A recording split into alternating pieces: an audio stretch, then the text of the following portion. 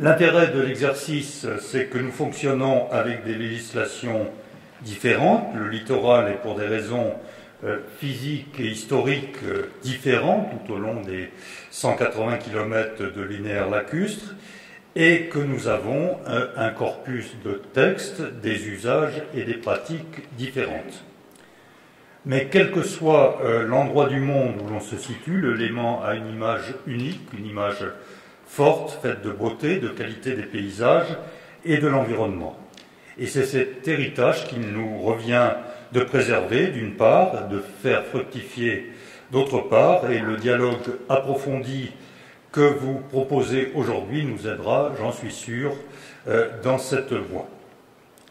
Pour essayer de jeter les bases d'une stratégie concertée, je vous proposerai volontiers quelques éléments de diagnostic avant de passer en revue quelques sujets offerts à la réflexion et même d'aller plus loin dans les propositions, sachant que pour la partie française, l'État gestionnaire du domaine public et responsable des politiques nationales entend exercer pleinement ses responsabilités en étroite collaboration, bien entendu, avec les collectivités territoriales.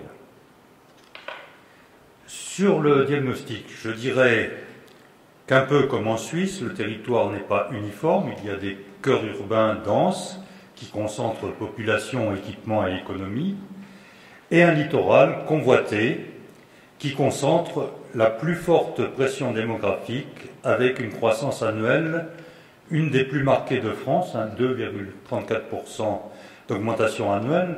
Madame de Quatreau évoquait 10 000 habitants de plus chaque année, c'est le même chiffre du côté français, avec une augmentation plus marquée sur la partie ouest, ce qui représente cette augmentation à la fois, vous le savez bien, des opportunités et des menaces.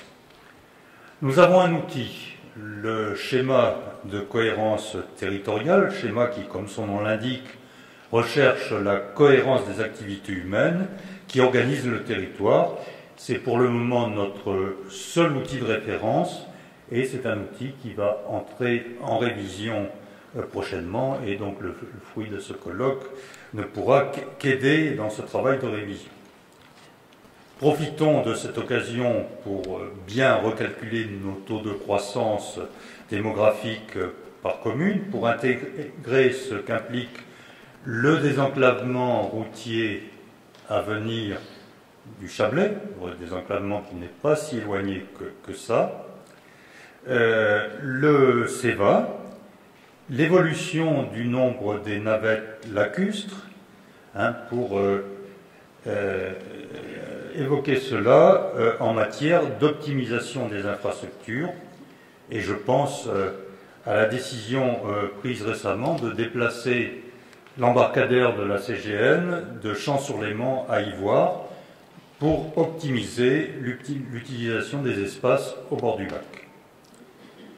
Le schéma de cohérence territoriale cartographie les prescriptions de la loi littorale sur les espaces remarquables, les coupures d'urbanisation, les espaces proches du rivage, et ce document gagnerait, et on va s'y efforcer, gagnerait sans doute à être plus intégrateur sur l'urbanisation des espaces littoraux. Il l'est déjà pour le confortement des ports existants dans une optique de complémentarité des ports et non pas de concurrence. Il l'est sur la nécessité de poursuivre la politique d'acquisition et d'ouverture des rives au public, sur la recherche de disponibilité foncière en profondeur, jusqu'à 5 km du rivage, sur les parcours pédestres et cyclables. Il y a donc déjà l'amorce d'une organisation commune, mais il y a encore du beau travail à faire lors de sa révision. Il y a aussi à faire dans le champ environnemental. Nous avons des zones protégées au titre de Natura 2000, des réserves naturelles, des sites classés, des SNIEF. Nous avons le delta de la Drance, sur lequel nous avons pris position pour le retrait de l'activité de prélèvement de matériaux et pour laquelle nous souhaitons que le SIAC mène une étude non seulement sur l'hydraulique, mais aussi sur les enjeux environnementaux liés à la réserve naturelle.